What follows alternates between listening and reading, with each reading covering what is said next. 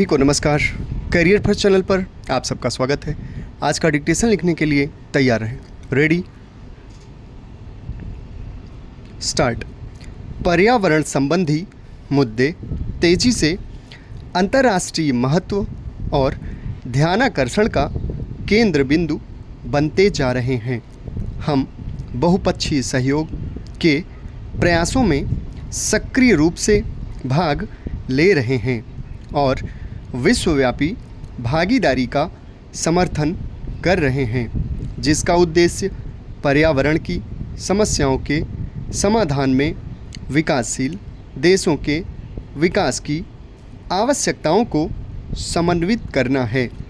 हमारा विश्वास है कि न्यूक्लियर शस्त्रों के विश्वव्यापी प्रसार को ध्यान में रखते हुए हमें न्यूक्लियर निरस्त्रीकरण के मुद्दों के संबंध में विश्वव्यापी दृष्टिकोण अपनाना होगा।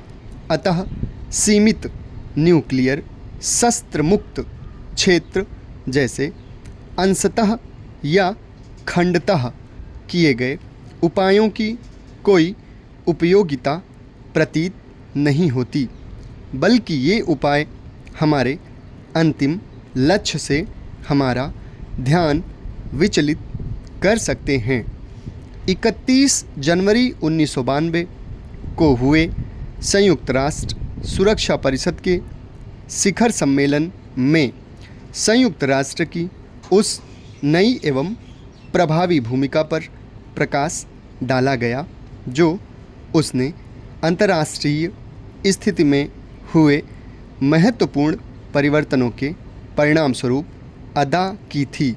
हमारे प्रधानमंत्री ने इस सम्मेलन में कुछ महत्वपूर्ण मुद्दों पर अपनी स्थिति स्पष्ट की, जैसे मानव अधिकारों के लिए और विश्व में एक न्याय संगत एवं उचित आर्थिक व्यवस्था लाने के लिए विश्वव्यापी परमाणु अप्रसार क्षेत्र के बारे में आम सहमति बनाना और राष्ट्रीय अखंडता की रक्षा के बारे में एक मत स्थापित करना।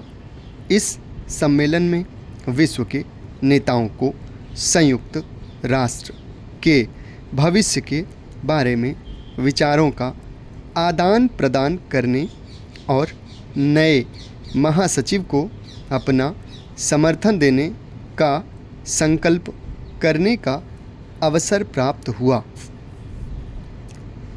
भारत भविष्य की ओर तेज और उद्देश्यपूर्ण कदम बढ़ाने के लिए तैयार खड़ा है।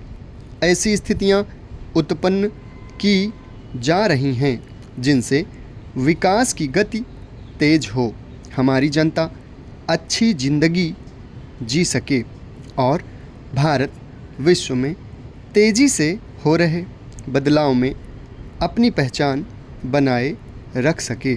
इस समय हमारे सामने चुनौतियां भी हैं और अवसर भी।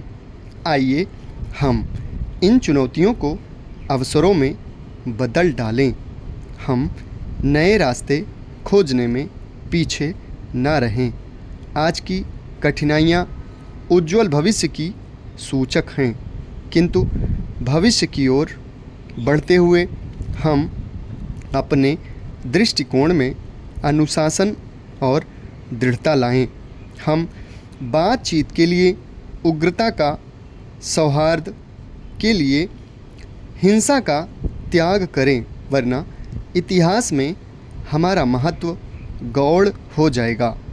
माननीय सदस्यगण से इस सत्र में महत्वपूर्ण विधायी कार्यों और राष्ट्रीय महत्व के बड़े कार्यों पर विचार करने की अपेक्षा की जाएगी। मुझे पूरा विश्वास है कि आपके विचार विमर्श विवेकशील तथा बुद्धिमत्तापूर्ण होंगे। अब मैं आपका आह्वान करता हूं कि आप अपने कार्य में जुट जाएं। मैं आपके प्रयासों की सफलता की कामना करता हूं। जय हिंद। समाप्त। धन्यवाद।